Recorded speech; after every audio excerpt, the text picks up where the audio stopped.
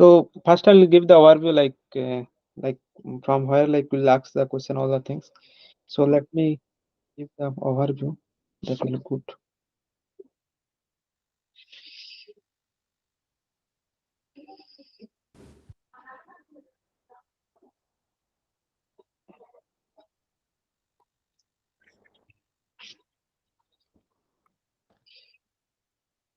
My screen is visible, right? Hello. Yeah, now it's visible. Yes.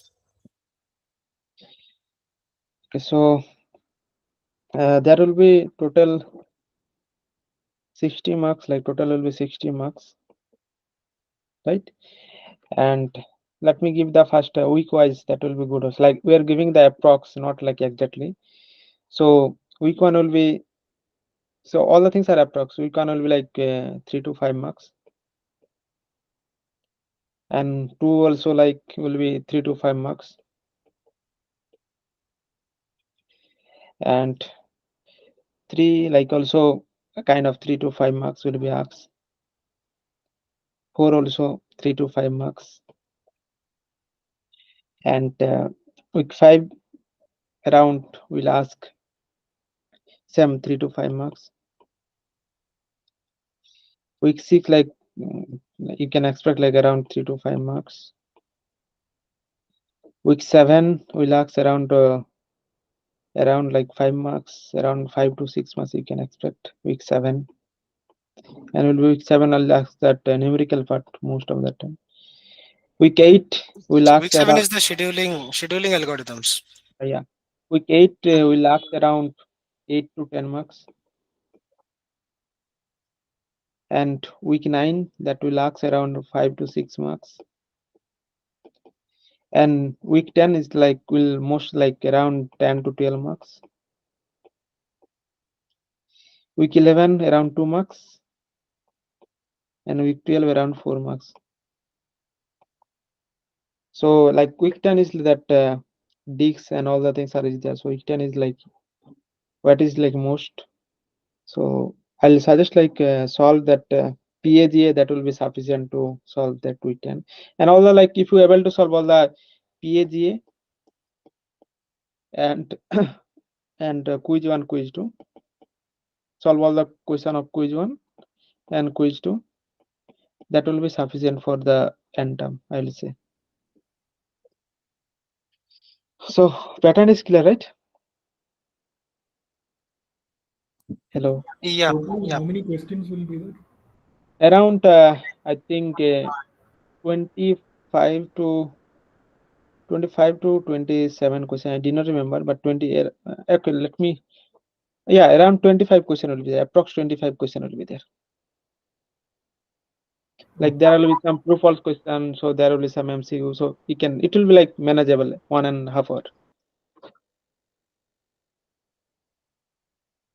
It's clear, right? Yes, yes. Okay, now we'll see like what type of question we'll ask. So maybe like we'll see like, and then you can also like solve all the question. Like maybe we have taken like important question for week 1 to week 12. So maybe you can see those questions. Yeah, Livin. Yeah.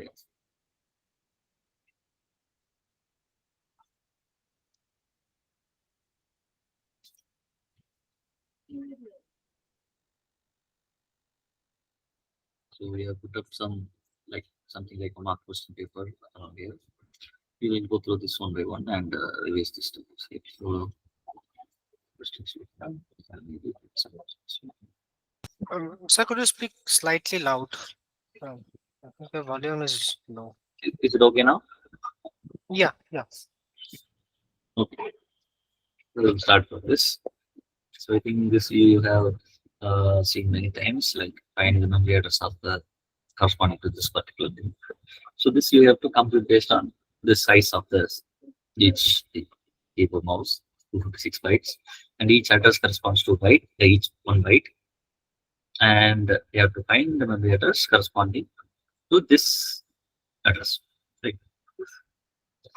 So for that, you have to convert this thing into like you can just add up, convert this 256 into x, and you can easily add up that. So since these are same, you can easily add up those things and find where this range comes between.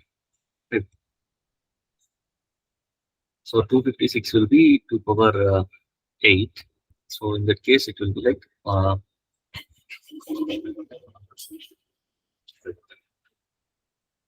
just a minute. Open up okay.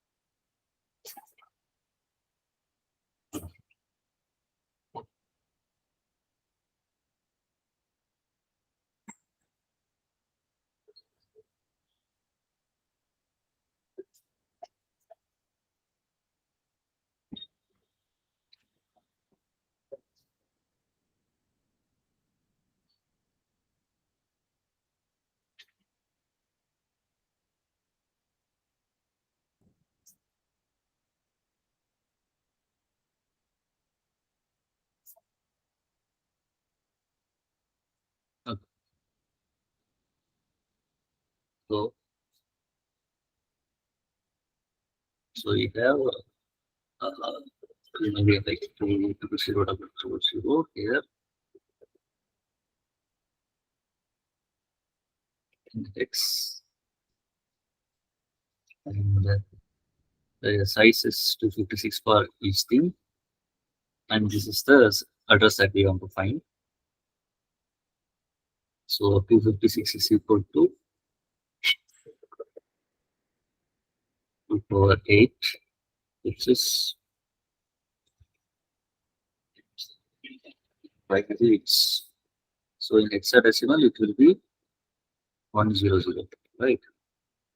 And X. So the address ranges starting from 2 million to 0x. This. So here we'll talk about ranges. If F will be the first thing, right? So this starting from this ending, this is the ending part. So you can see that interrupt controller will range from 2 million to this 0 to FF. And similarly, adding one more 100, this will be 1 FF. So timer will, the last address of timer will be 1 FF, and the last address of that will be 2 FF. Just keyboard. Here we have 3 CD, which means so 0 to 0 FF, interrupt controller, 1 FF, timer, 2 FF to keyboard, and from 300 to 3 FF, it's mouse. So the answer is mouse, right? This fine. So in this way, you can easily add up and see the addresses. So rewriting those in hexadecimal helps you see identify the range. Yeah. Okay. Yeah. So this, we have a code, above code there. This is UART, and initializing it and reading. So the correct sizes of the part register, RX, and the status register. So let's see. So UART base is the address, right? So this is taken as a 16-bit integer, unsigned 16-bit unsigned integer. And now this is U32, right? U32, the RX register as the size of U32, and the status register as the size of U8, which means this is 8-bit and this is 32-bit, which means 1 byte and 4 byte, right? So the answer will be for register and status 4 and 1. So before what's this baud register? So the baud register, this is 2. So 8 bits is equal to 1 byte, and this is the number of bits. So 2, 4, and 1.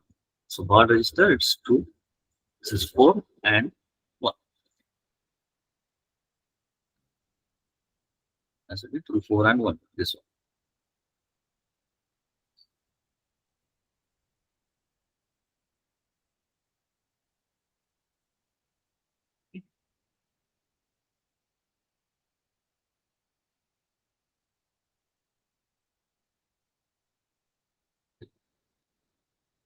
Size of the virtual memory. So this is a calculation based on the virtual memory. The size of the virtual memory is 4 gigabytes, and the number of entries in the page table is 2 power 20 for the size of each page. So this is number of entries corresponds to, so each page table entry corresponds to one page table. Right. Number of page table entries 2 power 20. So what's the size of each page frame? We have to find number of each page frame. So we'll divide this 4 GB by 2 power 20. So 4 GB is equal to 4 GB is equal to, so AB is equal to power 10, 20, and MB is equal to 20, GB is equal to 30, and this 4 corresponds to 2 power 2, so it will be 2 power 32 bytes, right? So number of page table entries is 2 power 20, so the size of each page will be corresponding. So size of one page table entry is 2 power 12, which is 4 KB, right? So the answer will be 4 KB. Am I audible? Audible, right? Yes, sir. Yeah, we can hear you. Here, you have to select all the segments of correct segments over CPU. Okay. This is about the startup. The main semester function is executed by all CPU cores, and all CPU cores follow the same path of execution. Main function is executed also, but so for different path other ones. So there is a condition, right? So if actually the CPU only one core will initialize the thing, right? Set up some initializations, and scheduler will be called by every course, but only one core set up some things. So there's a if condition in the main function that you can see in the x86 code. So this also corresponds to the x86 code, this main function, sort of the x86 stuff. Right? So only one core, which is core 0, will correspond to a different path. And this all cores complete the main function simultaneously. So that will run the every core will do the same time simultaneously. So this won't happen. Like this is not. So there is this thing. So there is a, let me open the x86 code and explain this.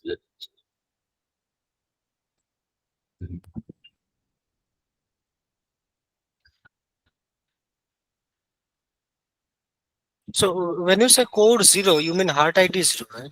Yeah. Code 0 is called size. Shouldn't that be code 1? When you start from 0, you usually start with 0. Okay, I thought code numbering is 1, 2, 3, and so on, but heart IDs are 0 indexed. There is no standard like way of doing something like this. Like indexing Okay. will refer to context. There is no standard way like you should always start course number with 1 and this. This is just a convention that we use, right? Okay, sure. But in the code, heart IDs are indexed from 0. Yeah. So we also try to avoid that ambiguity by explicitly mentioning these things. So that.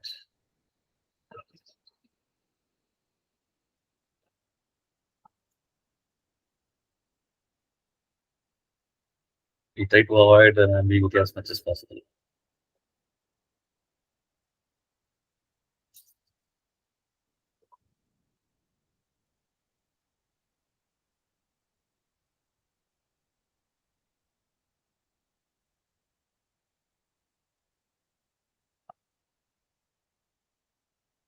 So in main.c, you can see that CPID is start ID 0 will only will run this kind of things, right?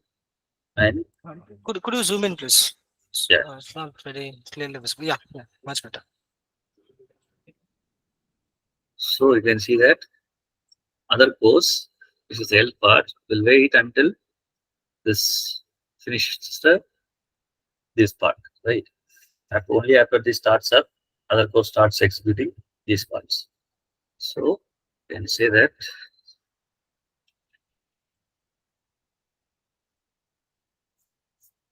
this other course will wait till this finish setting up the main function before continuing their initialization. Right. So this is also true. So correct options are option 2 and 4. Second one and last one. Yeah. Okay. Right. And here we have x86 operating system. This is a process running and the timer interrupt occurs. What will be the transition? The timer interrupt occur, it will move Running from. to sleeping. So is there a sleeping state?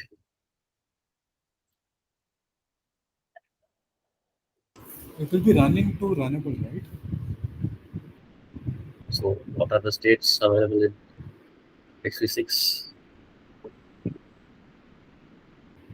Oh, okay. I think it's waiting, not sleeping. Let's see. We have in the prop.c. I thought it was running, runnable, zombie, and waiting or sleeping. Either of that, those two.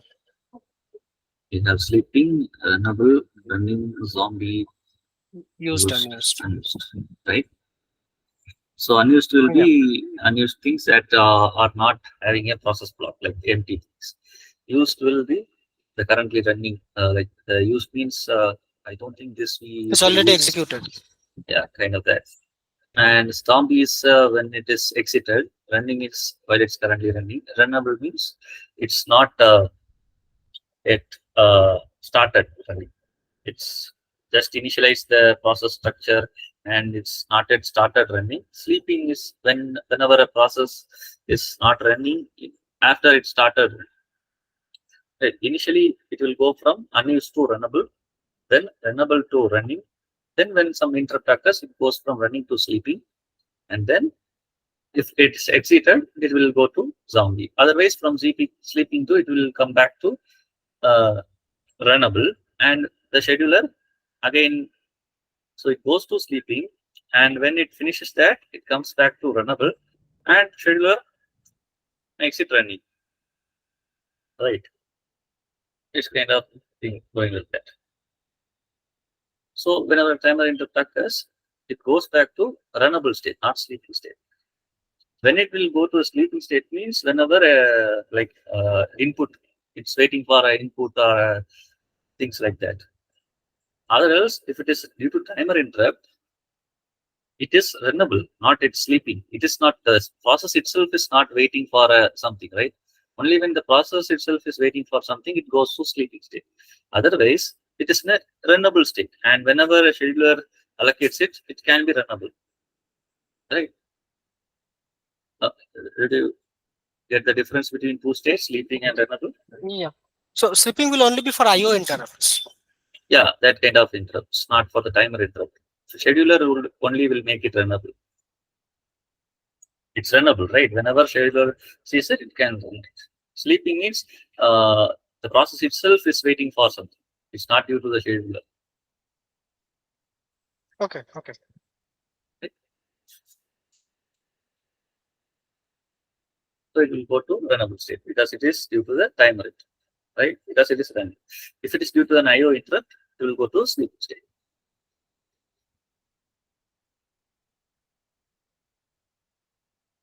Or else we can also see that in the code. Let's see.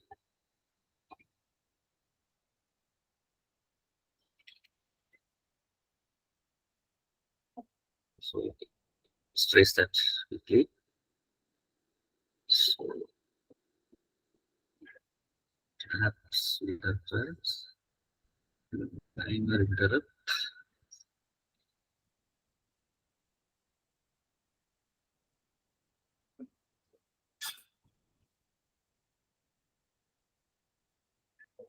The speed.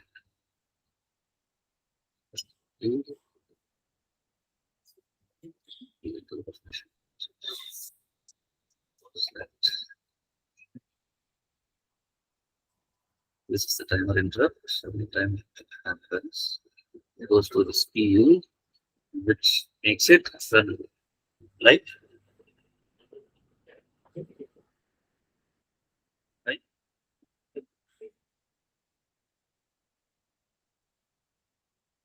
Is that okay? Yeah. Yeah.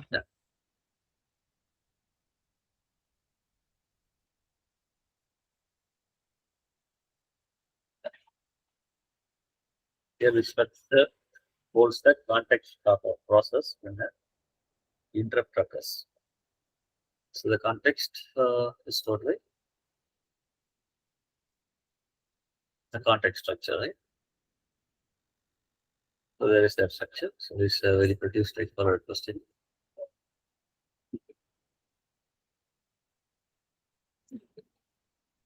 Then we have a page table entry. So this is the page table entry, and so the question is about the first 5 bits from right. This means this 5 bits 0, 1, 2, 3, 4, 5 till 4 to 0. This bytes. So these bytes of a page table entries are given in this options, and how these bytes are set. The code about how these bytes are set is also given for your reference. And now we can see that what we should predict in this case. After this KVM map, this all this line, which is KVM map pivot 0, 0, which is the line 7 in this code. What will be the value of first 8 bits of this page table entry? First, so you can see that the PTR and PTW are set basically. So these are this KVM maps the page table, right? So these are the permissions. So it's setting this permission, read and write. So you can see from this, the read corresponds to the 1 and 2 corresponds to write. So all these things has 1 and 3, right?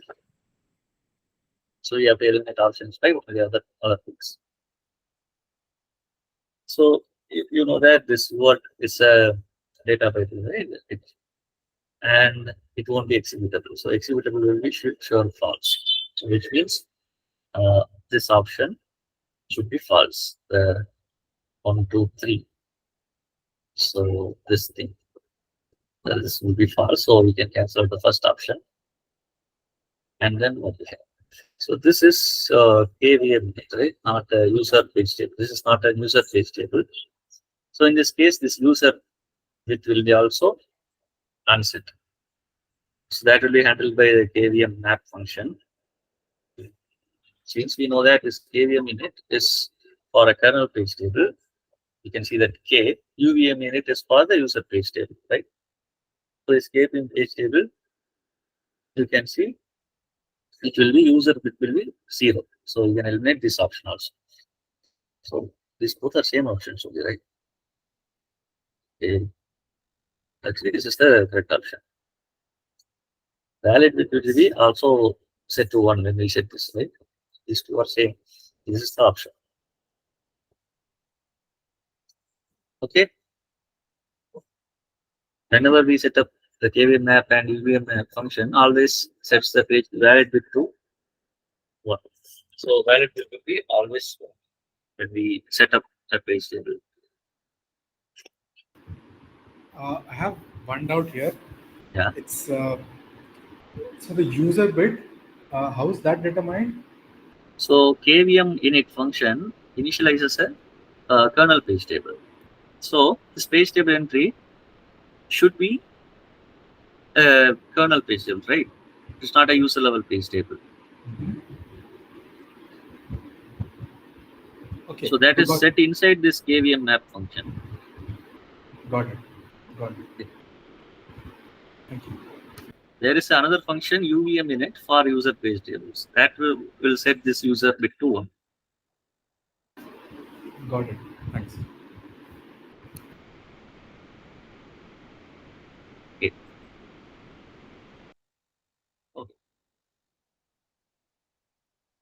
So there is a process P1 that forks P2, P2 forks P3, and P3 forks P4.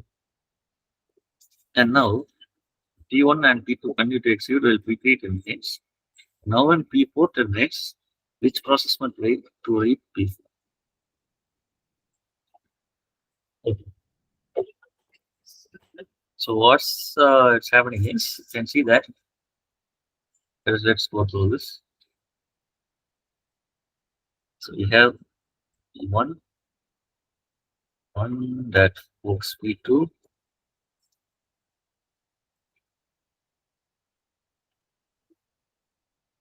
and that forks P3, that forks P4. Now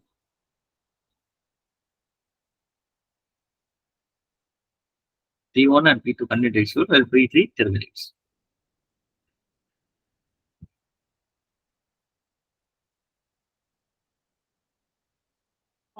So now you can see that P3 terminates, which means this P4 will become an orphan, so that this P4 will be connected to init process. This P4 will be taken by init process. So when P4 terminates, this resources should be retrieved by the init process, right? So that's what it says. This P4, when P4 terminates, the init process would wait for that to read its resources. Okay, the answer is init process. Right? Yeah. Daemons are deliberate orphan process that are detached from the user session to operate on the platform. So this is a true statement. So what we saw, if P3 has terminated by an accident, it's not a daemon. But if it is intentionally terminated, then P4 is a daemon process intentionally created by P3. And daemons will be become the direct child of init process. Right? Okay. Now what the value of argc? So this is a very straightforward question. Argc will correspond to the number of arguments, which is argument count, and RV will correspond to the list of character pointers kind of thing, right? Here the number of arguments. Arguments will also include this command. So 1, 2, and 3. So argc will be right. Okay. Okay. So we have this exec system call. So what is exec system call used to do? So exec system call loads a program into memory allocated to the process and executes it. So what exec system will do is it loads a different program into this current process. So that's what it is, exec system call. So this is the correct answer. And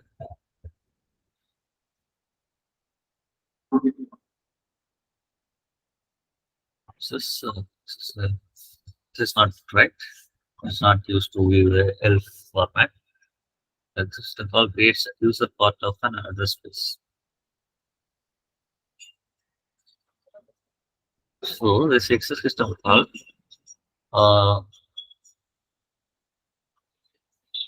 is what we can see, right? Creates a user part of an address space.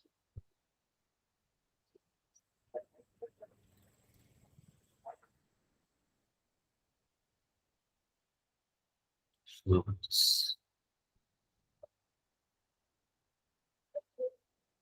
This would be the correct answer. File stored in a file system. So this executable file will be there, right? Still, I'm not sure.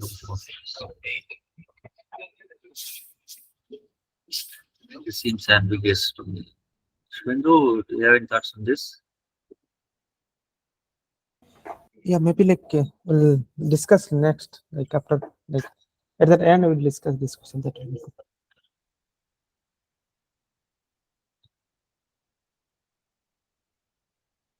Here, yeah. Now like it's just servicing a system for and supervised mode.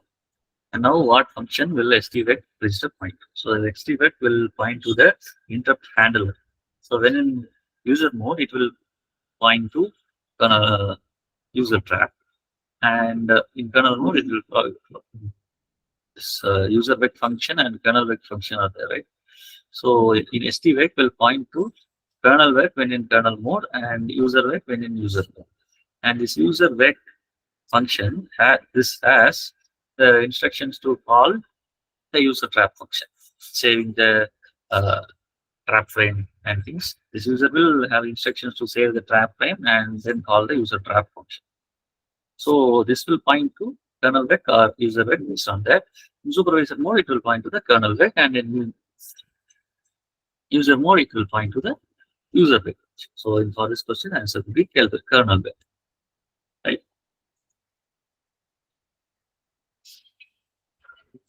So each of the following registers store the information about what caused an interrupt. So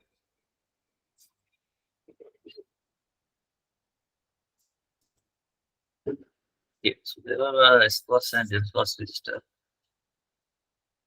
So these post registers are available in S6. So the answers will be SCOS and MSCOS. Right. This is a multiple select questions. So this SCOS will be a supervisor cost register, which will have the cost for a supervisor interrupt, and MSCOS will have the cost for the machine mode interrupt.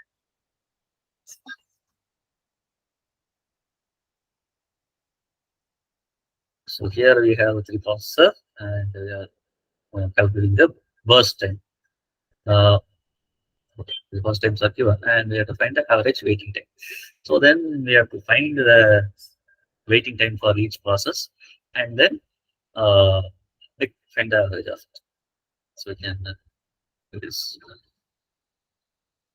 Yes.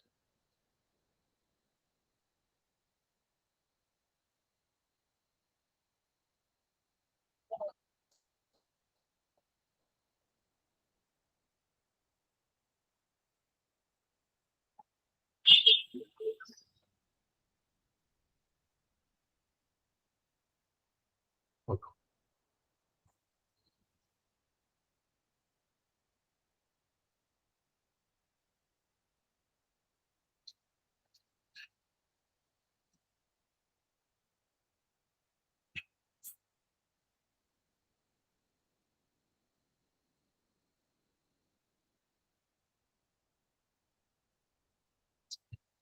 So process 1, arrival time is 0, burst time is 8. So this is FCFS. So first come first, right? So first process 0 will be executing, then process 2 will be executing, and process 3 will be executing. 1, 2, and 3. Order will be same. So order will be only based on the first come first serve, right? P1, P2, P3. And what's the waiting time? So process 1 don't have waiting time, so it will be 0. And process 2 should have wait base is 8. Right? So first time is 8 and comes at 2, so it will be 6. So the waiting time of P2 will be 6. And then this it will take 4 times, so the time will be 12. And if this process will have come at 4, and 12 minus 4 is 8, right? So the waiting time of process 3 is 8. So the average waiting time would be this whole thing divided by 3, which is equal to 6. Right? I think 4.66. Let's check. 14 divided by 3. Let me Four. check. Yeah, Oh, no, let me that, check. everything is correct. That divide like 14, 8 plus 6, 14. And Oh, 1 4 it's divide. okay. Yeah. I thought it was 18. It's Yeah. 14, right? 14 Yeah, by yeah. 3 is equal to 4.66, I think. 4.6. Yes. Yep. That's 4.66.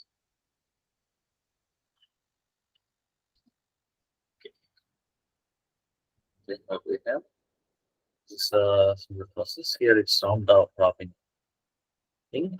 So average response time. So response time is the waiting time plus the burst time is the response time, right? No. Living that when fast process give the response. Okay. So if you saw that 5 processes there, so fast response time will be like average first is like 0, right? Then after that, after 2 times, let's say, so it will be like So 2. when okay, the starting time. So When it's the fast process is response.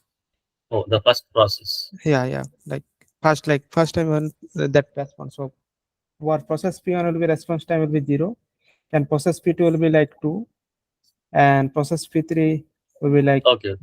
and So it will be 0, 2, 4, 8, and 10, right? Then you have to average. yeah. Okay. Okay. So- So if round robin, when the process first gets its place in the CPU is called the response time. Right? Yes. Okay. So yeah, I think this question I've discussed in the quiz to revision session. So we can may go to next question. Okay. Yeah. Okay. Here.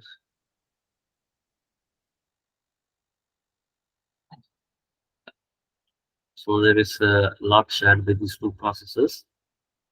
And let's see. So there are cases. It achieves mutual exclusion. Let's check this.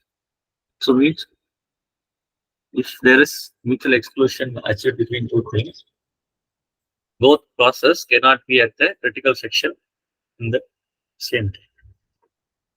That is the.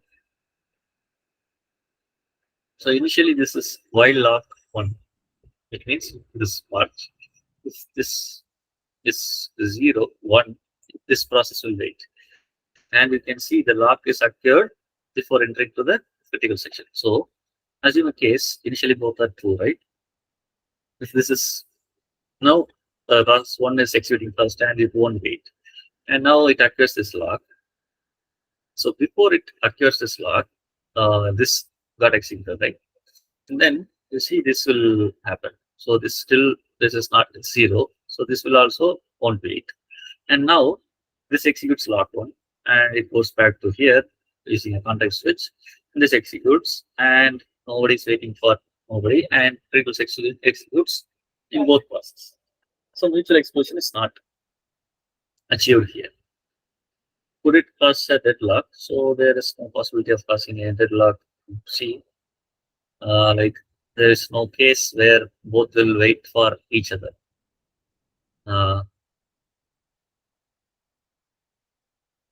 So let's see. Yeah, whenever it's entering into the critical section, this becomes 1, right? And if it is also becomes 1 after the critical section, this will either one of this will become 0. Then there is no deadlock situation that's happening here. Process 2 can enter the critical section multiple times before a context switch if process 1 is in the remainder section. Assuming if process 1 is in the remainder section, then log of 0 will be 0. Then you can assume that if log of 0 is equal to 0, this can go into critical section multiple times to that, right? So this is process 1 will always be the first process to enter the critical section if the log was initialized as 1, 0. So if it is 1, 0, this process 2 will wait here, right? So the process 1 will be the process that enters into the critical section. That is true.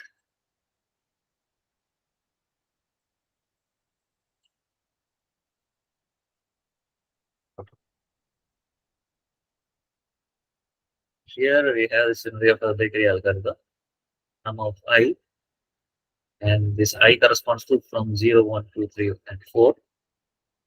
Right? So that was the order which the processor entered the critical section.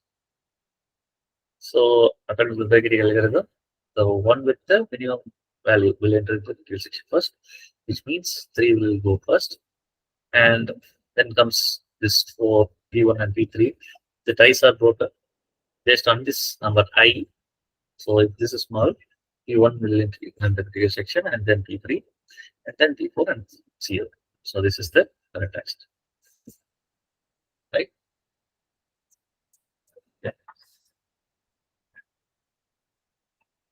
Okay. So there's the scenario with 6 philosophers in a dining philosophers problem. What is the minimum number of votes that is necessary to ensure deadlock presumption? So this will be 7, right? If there are 6 philosophers and each has 1 vote, if 7 is there, at least one will have 2 votes to each. So the answer is 7. Am I right, Subindhu? Yes, right. Assume a case where every philosopher has 1 vote within hand, and the 7th vote will break the deadlock by having at least 1 philosopher to eat. Subindhu, could you explain this question? So consider a system with 4 processes like P1, P2, P3, and P4, and 4 resources R1, R2, R3, and R4. So the following, like this is the resource allocation graph, right? So represent the current state of resource allocation based on the given resource allocation graph. So is there a deadlock situation present in the system? So first you have to see that any cycle in the graph or not. So any like, so if you saw that resource allocation graph, so there is no cycle. So if you saw that process, you can see that process P2 or like suppose, let's see process P4. So you can see that, okay, let's see how to execute. So maybe, okay, so if we execute first process P2, right? So you can see that our resource R3 already exists, right? Already acquired. So that resource force, it's requested, but it's not, no one acquire, right? So process 2 will be executed. Then after that, process P3, you can see that process P3 can execute it. After that, process P1 can execute it, and after that, process P4 can execute. Process P4 can execute. So there is no cycle in the resource allocation graph. So there will be no deadlock situation. Any question? Okay, so next.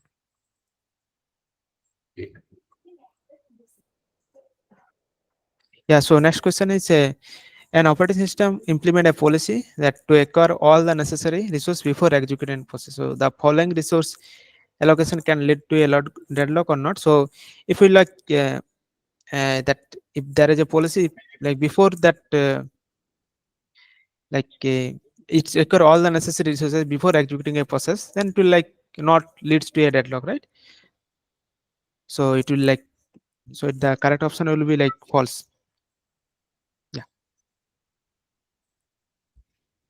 Here, this, yeah.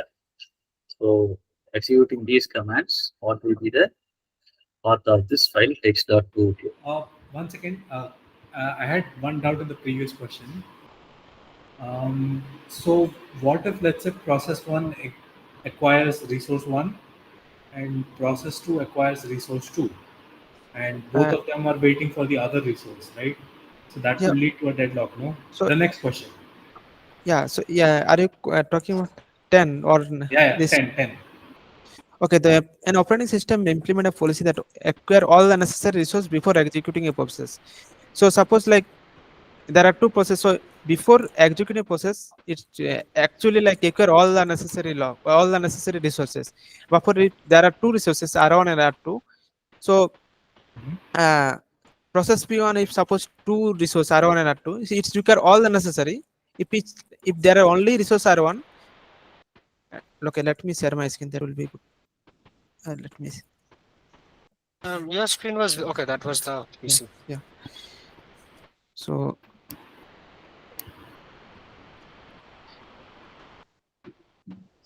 the suppose there are two processes P1 and P2, and suppose there are resource R1 and resource R2. So is that policy saying that if suppose processor P1 require two resources, so it or before that executing, it will acquire all the locks, all the resources. Then after that, it will execute it. Mhm. Right. And process P2, if you require any resources like R1 or R2, before like executing, it will acquire all the lock. After that, But if there is what if you're in this case where both processes need both resources? Yeah. P1 acquires R1 and P2 acquires R2. okay, so Now both of them will wait for the other yeah, one to release the let me resource, right? let me explain then. Yeah. Suppose P1 acquire R1. Mhm. So let me, and you are talking about that. So before executing, suppose P1 will see before executing, P1 require R1 and also require R2. So R2 is available or not? It's not available, right? If you are according to you, correct? Yeah, he Yeah. says P2 is already acquiring R2 Okay, and P2. P1 is acquiring R1. Okay, let me go to. So P1 first before executing P1, so it will require R1 and R2 also, but R2 is not available, right? Yes. Then P1 will free up the Release. resources. Okay. Then it will like execute, like then P2 can execute. After that, P1 can execute, right? Got it. Yeah, Levin. So I have one doubt in the previous question. I think Yeah. question 9, the one before this, the resource allocation graph. Okay. Maybe I'll share then. So Okay, I let me. think in the grade assignment you give marks to Because there is a you, what potential yeah, deadlock, potential, yeah. but So here we I mean, remove that potential. oh, okay. So I did not notice the fact that you removed it. I just remember that marks was given for this question. Yeah, we have removed potential deadlock. Okay. And in the exam, if we get any resource allocation graph, then like we Yeah, should we have. just assume at the current instance. Yeah. But you have to see that any way that we can. Cycle. Hello. Sorry. So yeah, please proceed. You have Anyway. to see that anyway we can execute at all the processes. If you have to see the cycle, like resource allocation. If there is any cycle is there, then you have to. There will be deadlock. If there is no cycle, then there will be no deadlock. If there is a cycle, then it will be deadlock. If there is no cycle, then no deadlock. Okay, just to confirm, can you give one example of what a cycle would look like in that graph? Can you use the same graph that you showed? Okay. That you shared that? Let me run through my iPad. Then I'll show. Okay, 1 minute.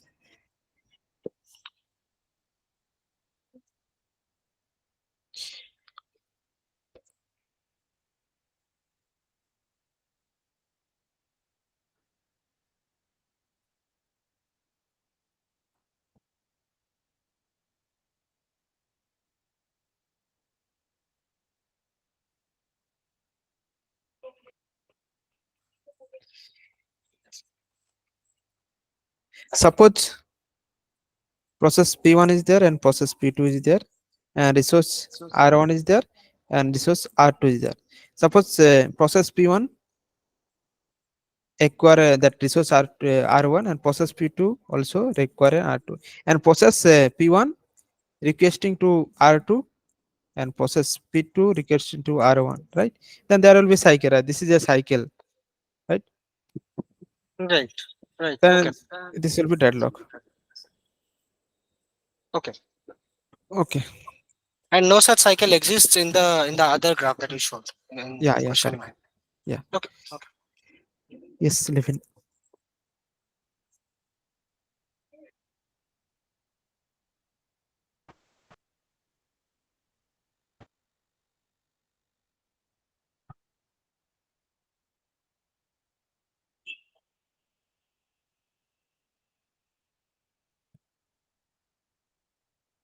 So here we have some commands where the tools directories are executed in shell, and where will be the file hex.2 is. So you can see that we get the new directory called user1 and we change that user. 1, and now we created a directory docs. Now we are in the docs using this command, and here we created this text.1. So text.1 is present in this docs directory, which is in the user1 directory. Then we come back to the parent, so which is the parent of docs, which is user1. And now we create another directory in user1, which is docs2.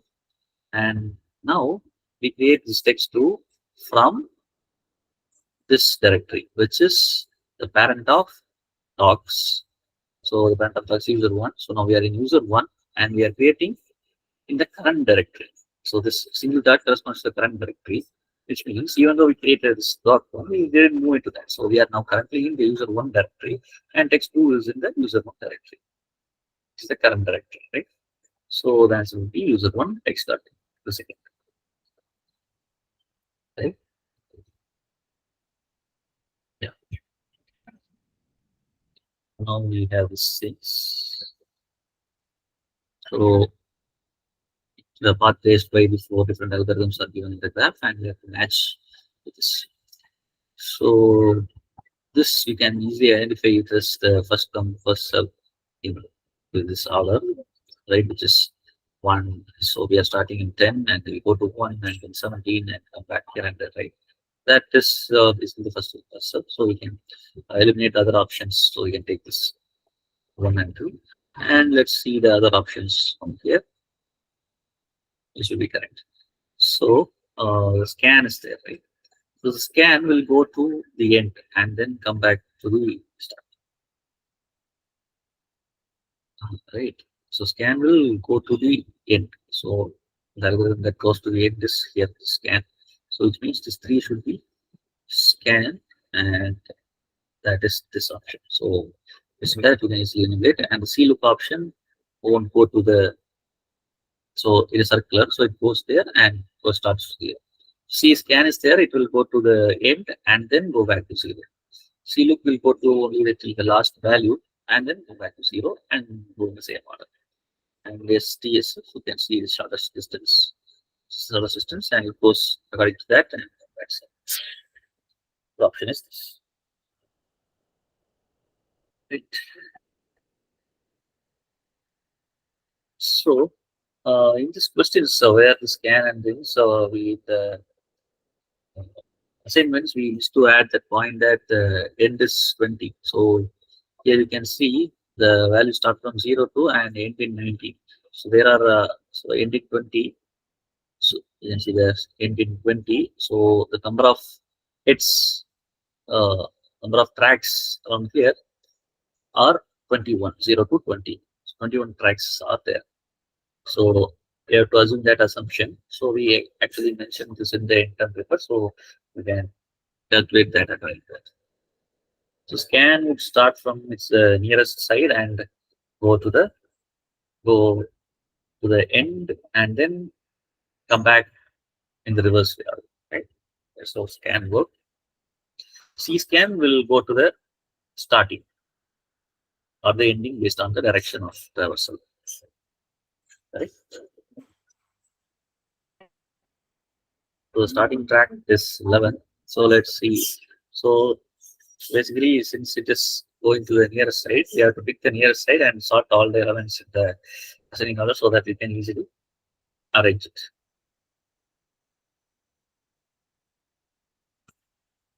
So we start from 11. We have 10.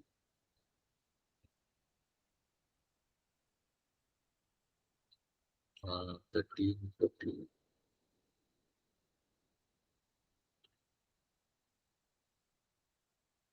17. And we should also assume 20 is the last, right? Since it is C scan, it will also go to 20. Loop algorithm won't go to the last. And here we'll have 7, 6, then 2, 1, 3. So what we start from 11 and the near side was 10. So we go till this end and then start from 20. No, we won't start from 20.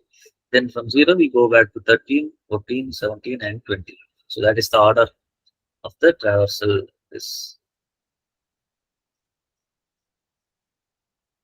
So we start from 11.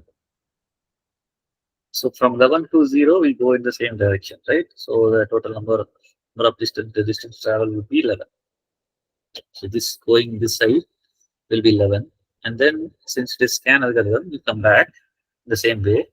And then the return cost will be also 11. So that will be also added. And from 11, you go till 20. Okay. And that would be 11 to 20 is iron, right? So the total head movements will be 20, 31, right? Yeah.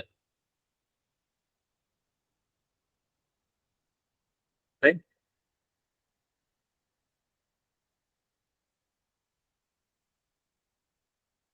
Yeah.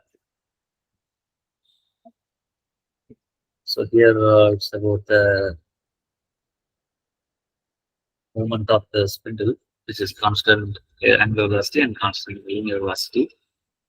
So constant angular velocity is easier to implement because it's rotation, right? The angular velocity depends on the speed of the motor. The uniform speed of the motor will correspond to constant angular velocity. So that's actually easier to implement than constant linear velocity. Linear velocity corresponds to the outer velocity. So that linear velocity will change based on the radius, right? So for different tracks in different radius, the linear velocity, the speed of the motor should be changed accordingly. So that's harder to implement. So this angular velocity is easier to implement. And the spindle velocity is always constant. So that's velocity means rotational velocity of the spindle. This constant linear velocity is the thing that's used in the audio series because they have the constant playback rates. So the CD drives use constant linear velocity. CAVs are used in patterns. So this is also corresponds to the CLB. It's not CAV. CAV will have variable real time speeds based on the radius.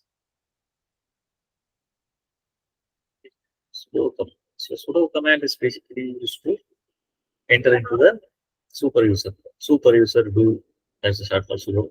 This means we will be attaching that with this command sudo before any command will give you super user permissions so that you can do anything in your systems.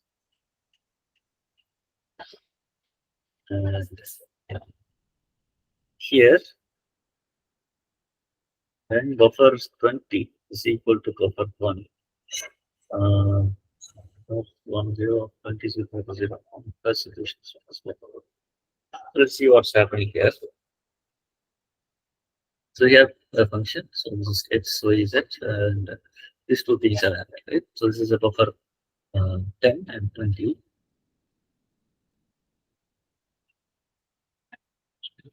Of 20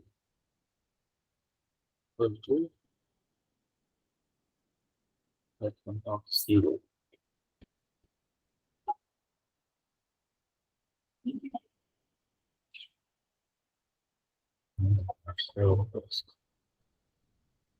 So, can you I explain think this? yeah, maybe that maybe some ambiguity is there. So maybe it will be like buffer one something equal to buffer two something. So basically, like with the help of buffer one, we can access buffer two. So the main of the question is that we can with the help of buffer one, we can access buffer two also. So that would be like accessing buffer 1 of 20 will be the Yeah, buffer 2 of 0, right? Yeah, maybe like that. So that is called buffer overflow. So that's the maybe there's some ambiguity. So the thing is, if you access, so this buffer will be having some stack, right? So buffer 2 of buffer 1 of 11 will be corresponding to buffer 2 of 0, right? That will cause an overflow. Using buffer 1, you can access the buffer 2. There is some mistakes in this thing.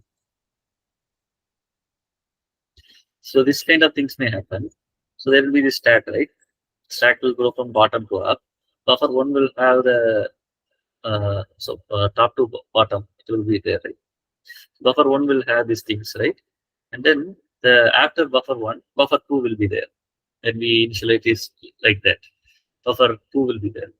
So buffer 1 of 11 would correspond to buffer 2 of 20. I think I can explain this. Let's just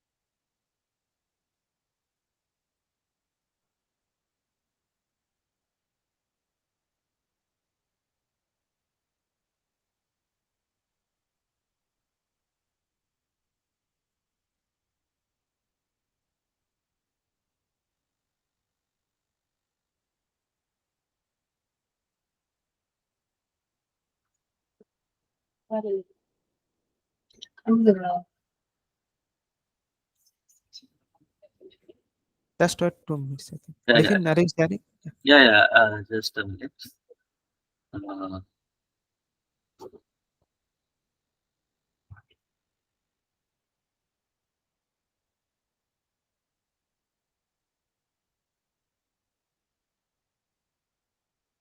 just a minute. I'll pick up that example.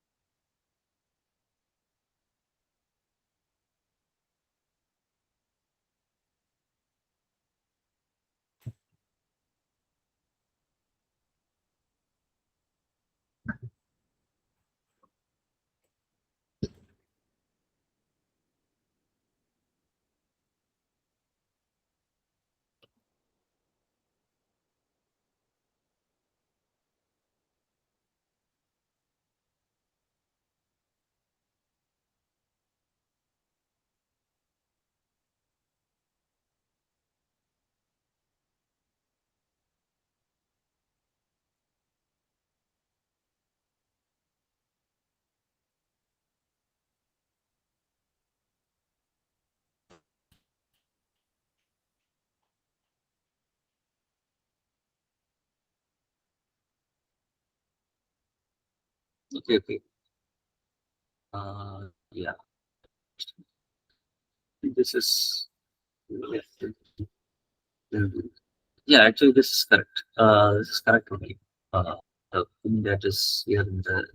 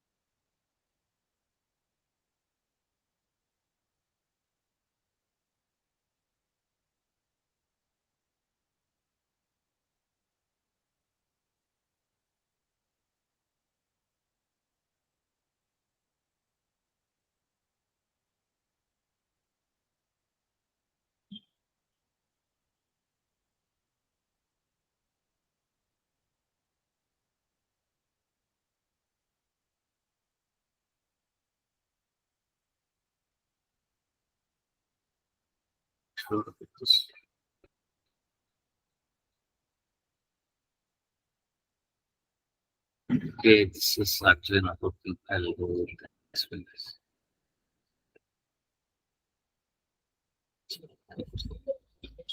Sorry, could you repeat? Yeah, so I tried to do a visualization that was not working properly. I'll go with the how this will happen is assuming this buffer will be there, right? So there are two buffers, buffer 1 and 0, and the stack will go downwards, right? So the first buffer 1 will have some 10 bytes of values, some 10 addresses corresponding to it, right? So that 10 address will be there. Assume this is some address 1, 2, Could you hide that shading indicator? yeah.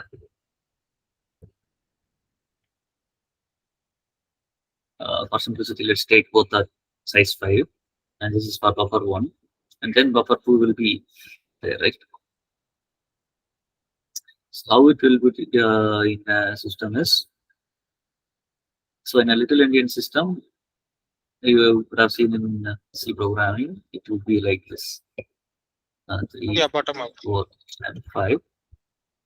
So this will be buffer 1, and buffer 2 will have, so let's start 0, that would be better. So 0 and 5. This is the buffer 1, right? This is buffer 1. 1, and buffer 2 will be here 4, 3, 1, 0. So buffer 2 of this will correspond to buffer 2 of 5 will correspond to buffer 1, right? So that way, if you set a buffer 2 of 5 here is equal to some value, then you have got access to buffer 1 to buffer 2, right? Based on the memory location. So this is what we call buffer overflow, right? Right. Okay. So C won't check for the access limits on the same stack. You can access all the, if it is the same function, C won't check this memory things, memory safety issues. So this is one of the memory safety issues of our overflow. Yeah. So this buffer overflow vulnerability is a very big thing. You can actually, if some executable part is stored as a string, you can overflow a buffer to edit a content in another executable string buffer or executable instruction, You can overflow it and change the contents to that, and you can run your own code, right? So that's the buffer overflow. If these buffers were storing the executable instructions, then this overflow and modification will cause that. So that is called as buffer overflow. Right? Right? Yeah.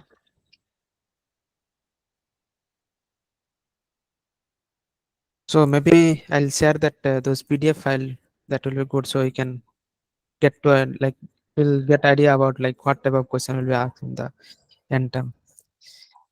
And if you have any doubt, PDF meaning the slides that you use right now. yeah, correct. So maybe you can take as this, Yeah. this is a mock or something like that. So that will be, you can solve all the question in your doubt. That will be good. Right? Yeah. I'll try to like suggest solve all the PA, GA, and quiz 1 and quiz 2, and that will be sufficient for Okay. Okay. end term. Yeah, and wish So- you all the I have a doubt from grade assignment question 11. okay. Sorry, what is- grade assignment 11, question 1. I think Okay. it should be false, right? I mean, yeah, it's false. So you have given marks. I think it should be false. oh, but okay, in that case, the dashboard. Okay, so firstly, two mistakes are there. One is this, and the other one is question 5. Question, yeah, I So- think you cannot do now because already you have updated. You have to tell now. No, question 5 it was mentioned earlier, right? Before the deadline itself, I think Levin sir said that it will be marks will be awarded. I think question 5 was the first one to be offered correction. Okay, so maybe like then I'll do like maybe I forget, then maybe I'll do that.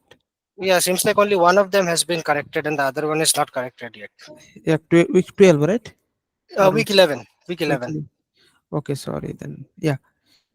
Okay, you can ask. What is your doubt? Yeah, basically, yeah, that is what I answered false for the first one, and that got marked as incorrect, and Okay. Okay. and so I'm getting an 80%. So if both the corrections are accepted as they should be, then I would have gotten full marks on that. Okay, maybe we'll do that. We'll do. Yeah, and one more point is I think the grade assignment average score for operating system is being taken best 10 out of first 11. Any chance of extending that for the whole course first? I mean the entire 12 week, because like GA12 is being skipped in that sense. What we have mentioned in the grading document? Best 10 of first 11. Okay, then that will be whatever we follow, that the best 10 of first 11. We cannot do that because we are following that grading document. Okay, so no, like this cannot be changed at this point. You cannot No, include no. the last. All right. Okay. Sure. Yeah. First, maybe okay, we'll see. Like maybe like we'll do best 10 of out of 12. That Yeah, that maybe- is what I was saying. Like best 10 you keep, that is no issue, but include the last assignment as well. Okay. There are Oh 12 yeah, assignments in total. yeah, best 12 we can do. Okay, maybe we'll do that. Yeah. Okay. Yeah, that will be better.